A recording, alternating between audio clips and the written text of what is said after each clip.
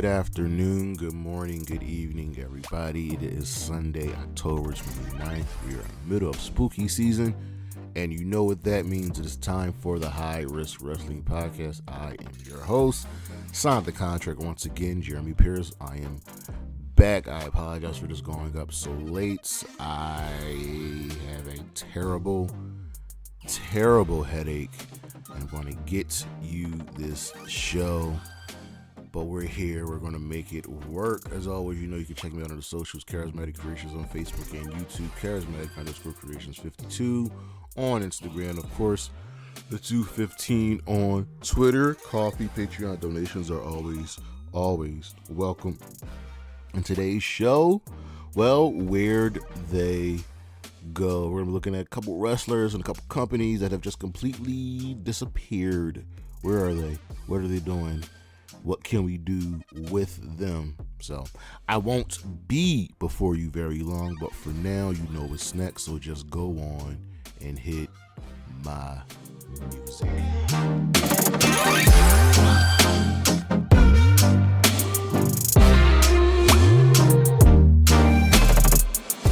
Now here we have on this list, I wanted to do the opposite of what today's episode was about. And what we have here are wrestlers that are making the most of their time. And it's very simple. Sometimes you think these people won't get the push, won't make do, but they're doing it. So number 5, Alan Angels, former member of the Dark Order, and making the move over to Impact Wrestling. This guy is doing it. He started out, I believe he was part of the design being run by Cody Deaner, and then he's been able to splinter off into his own thing, challenging for the X Division Championship and really just making a name for himself and staking himself in the fabric of Impact Wrestling. He's doing a fantastic job, and the thing I love about Impact is they try their best to use everybody, and Alan Angels is no different. Number 4, Kylan King, former Knockouts tag team champion, also former member of the AEW women's roster, moved over to Impact, and it feels like when people move over to Impact TNA, they just feel revitalized and get rejuvenated, and she became a force to be reckoned with. Now she's rolling into her own singles career in Impact, and I wholeheartedly believe that her first feud will be with her former tag team partner Taylor, while as she did turn on Taylor. But this is great.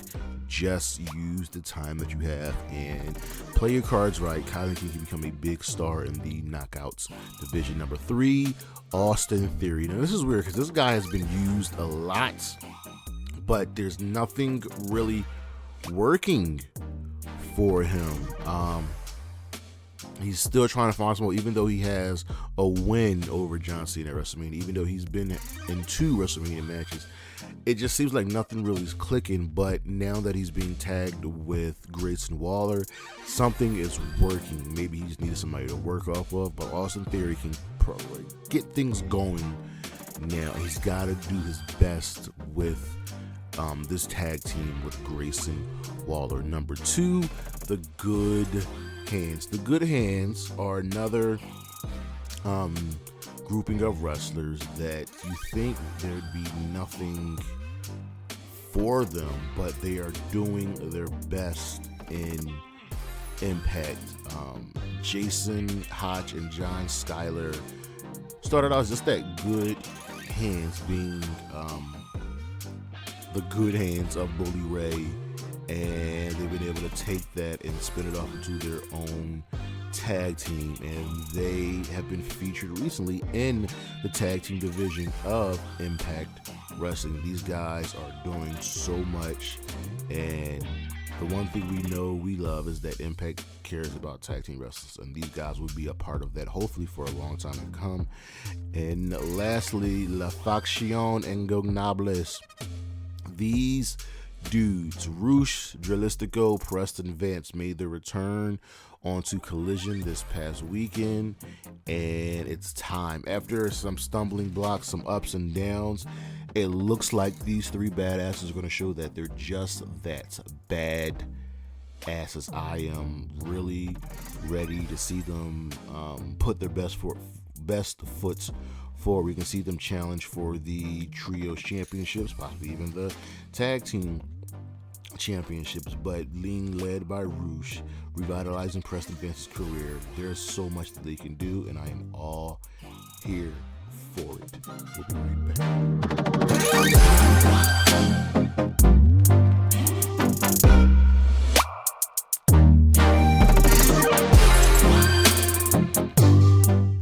If y'all don't know, you should know by now, IYO SKY is my favorite women's wrestler today. I have a lot of women's wrestlers that I'm like huge fans of. IYO SKY is number one, and she is making the most of her time. She is not disappearing. She's the current WWE Women's Champion over on the SmackDown brand. Has a big match against Bianca Belair at Crown Jewel, which I'm hoping she wins. I hope this is not a way to get the title back to Bianca, to do Bianca versus Charlotte again. No. IYO SKY is just a very good professional wrestler. She is amazing inside and outside of the ring, and there aren't many women that can compare and compete with her when it comes to her in-ring abilities. IYO SKY probably shouldn't be women's champion on a brand that includes Charlotte, Bayley, and Bianca Belair, but they trust her and they put their faith in her to carry that division, and I am all here for it. The genius of the Sky is doing everything she can to remain on top, and I absolutely support her.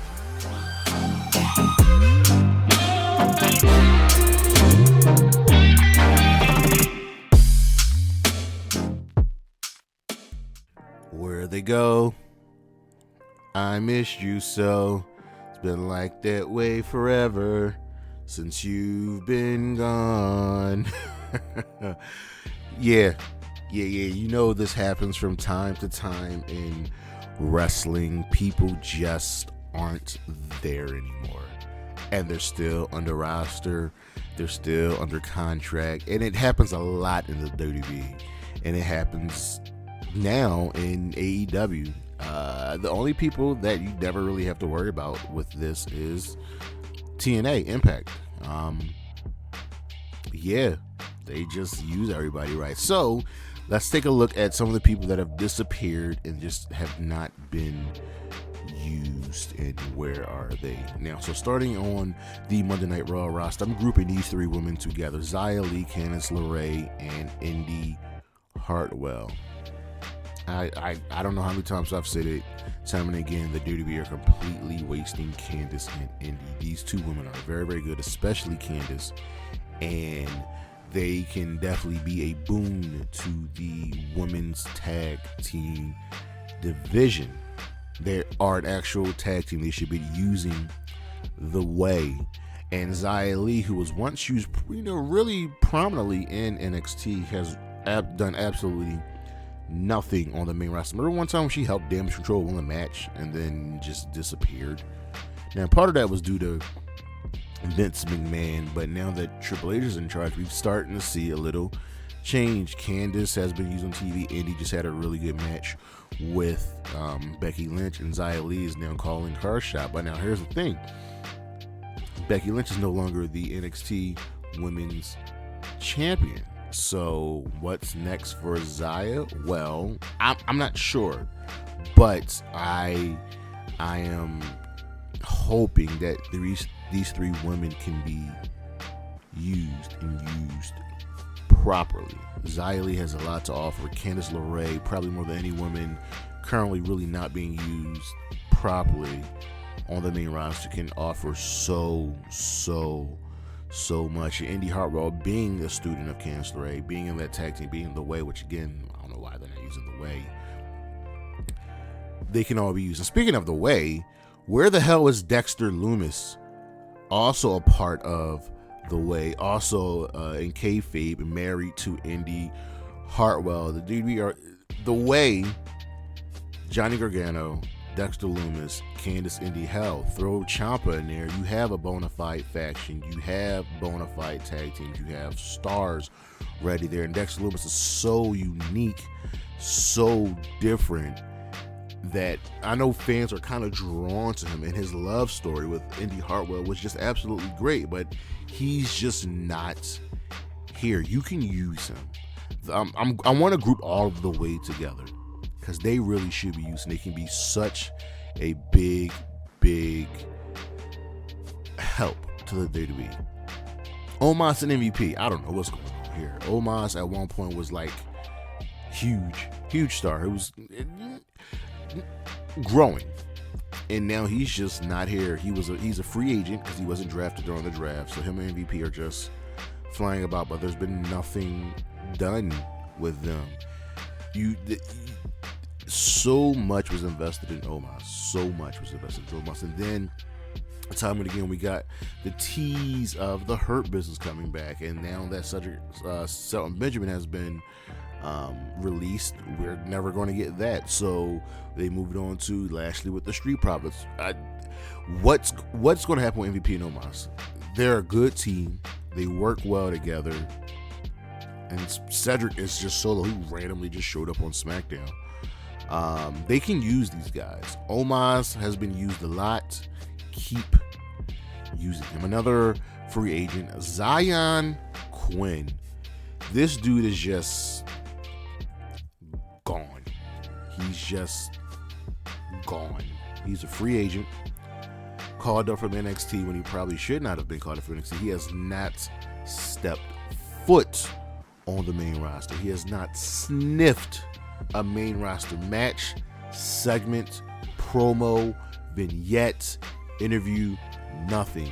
Meanwhile, his girlfriend, Harley Cameron, over in AEW is being used to the best of her abilities, and she is absolutely killing it. Now, I'm not saying that he should leave and go over there, because AEW's roster is already big, but Zion Quinn, the cards aren't looking good for him. He may actually be released soon, and I was really shocked that he wasn't released soon. Zion Quinn needs to find something. He's got to go talk to somebody and be like, yo, I need to be used. I just don't want to sit and cater. And what can you do? Well, you're always pushing mid-level superstars, giving them minor pushes, just to elevate somebody, and just do that. Or what you could do is start treating main event as an actual show, putting storylines on there, building up characters, and have him be developed over there. We'll move over to AEW, and this name comes up a lot, Riho. The first ever AEW Women's Champion is here, and then she's gone, and then she's here. But when she's here, she's great. Her last run, she put on fantastic matches, was part of great storylines, and then she's disappeared again. Now, I know what they kind of do with Riho is she will wrestle and then head back to Japan, so on and so forth, but I want something definitely more consistent for Riho, for this diminutive woman who is an absolute boss in the ring and puts on absolute bangers of matches with anyone she's in the ring with. She can contribute so much, and it's not like the AEW Women's Division is hurting. They have so much talent on there, and it doesn't really get much better than Riho. How about Taya Valkyrie? Signed to AEW. She's there along with her husband. They have yet to interact. She was in a nice little feud with Chris Statlander and failed to win the TBS championship, but Ty has always been someone who works a lot in Mexico, and she just actually got finished working in CMLL, and she just got finished working with surprisingly Ronda Rousey and Marina Shafir. Wow. But Taya can be used. Now, the thing that will always get to me about AEW is I know of one way to elevate the women's division. Well, one, first of all, put more women's matches on TV, give them more promo time. But two, have them cross over with Impact. The Knockouts Tag Team Championships are always going back and forth between just two women who aren't being used. Start having that be defended in AEW. Start having that be defended in Ring of Honor. I can see Taya possibly being used in Ring of Honor a lot, and I wouldn't fault them for that. Another grouping of people who I can't think of who doesn't have a fan are the Butcher, the Blade, and the Bunny. Okay, so if y'all don't know this, for some reason, the Bunny is like a ratings mover. She just gets high ratings every time she's on TV. Like Roman Reigns high. It's weird. Butcher and the Blade are a very, very popular tag team. They're pretty much considered to be nothing more than like elevated jobbers. They win, side matches, but when a major team needs to get a W, they put in the Butcher and the Blade, so they can just defeat the Butcher and the Blade. I want so much more for the Butcher and the Blade. I really want them to get a tag team title one. They have such a unique look. They have so much to offer. I just want to know where they went. Now I have heard that they kind of just like to chill, come and wrestle, chill again, come and wrestle, chill again. But I just want more for them because they're really, really popular. And lastly, Sean Spears. He was just here and he was just gone. Now I know his wife just had a baby, so that counts as them being gone, him being gone. But he's an AEW original. He was there from the beginning, and he can offer so much. He's good on the mic. He's good in the ring. I just want him to be used. The mid card in AEW is really, really good. There's so much good mid card wrestlers in AEW, and he can be a really, really big part of that. Sean Spears is unique. He's been featured in major feuds. He's been in major groups. So it's not like he's not worth it. He's not worth taking a chance on. So we'll see what happens. But that's the start of where they go, ladies and gentlemen. I know this has been a short show. I'm just a little bit under the weather. This headache is absolutely destroying my head. But thank you all for coming out. Thank you all for listening. Thank you all for watching. Next week we'll have our Crown Jewel review. So we won't do a where they go. We won't have a what just happened. We'll just do the review of Crown Jewel, and we've done that before. Don't forget to check out the High Risk Wrestling Recap every Sunday. This one will probably be on tomorrow, depending on how I'm feeling. And don't forget to check out the socials, Charismatic Creations on Facebook, Facebook and YouTube. Charismatic_Creations 52 on Instagram, the 215 on Twitter. And as always, Xia Li, Willow Nightingale, Gigi Dolan, Shotzi Black, Isla Dawn, Bailey,